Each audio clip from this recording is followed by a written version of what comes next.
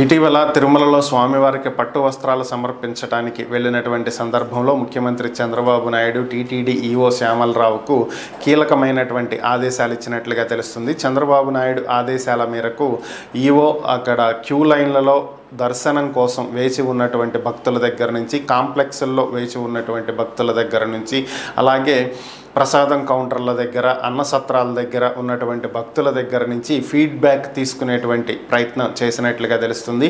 పలువురు భక్తుల దగ్గర నుంచి ఫీడ్బ్యాక్ తీసుకున్నట్లుగా తెలుస్తుంది. ఇక నుంచి ప్రతిరోజు భక్తుల దగ్గర నుంచి ఫీడ్బ్యాక్ తీసుకుంటామని, సమస్యలు ఏమున్నాయి అనేది తెలుసుకుని వాటికి అనుగుణంగా పరిష్కారాలు వెతికి భక్తులకు ఎక్కడ ఇబ్బంది కలగకుండా చూస్తాము అని చెప్పి ఆయన తెలియజేసినట్లుగా సమాచారం. అలాగే ఇప్పటి వరకు దర్శనం టోకెన్లు ఉన్నటువంటి భక్తులకు క్యూఆర్ కోడ్లు స్కాన్ చేసి లేదా బార్ కోడ్లు స్కాన్ చేసి లడ్డూలు ఇవ్వటం జరుగుతుంది. అయితే దర్శనం టోకెన్లు లేకుండా వచ్చినటువంటి భక్తులకు వారి ఆధార్ కార్డులు తీసుకుని ఆధార్ డీటెయిల్స్ సిస్టంలో ఎంటర్ చేసుకుని 2 లడ్లు ఇవ్వటం జరుగుతుంది. అయితే దీనికి ఎక్కువ సమయం పడుతున్నట్లుగా గ్రహించినటువంటి టీటీడీ పాలక మండలి ఈ ఆధార్ కార్డులను ఆటోమేటిక్గా స్కాన్ చేసేటువంటి కొత్త సిస్టమ్ని తీసుకువచ్చినట్లుగా తెలుస్తుంది. దీని ద్వారా లడ్డు వితరణ సులభతరంగా వేగంగా జరిగేటువంటి అవకాశం ఉన్నట్లుగా సమాచారం.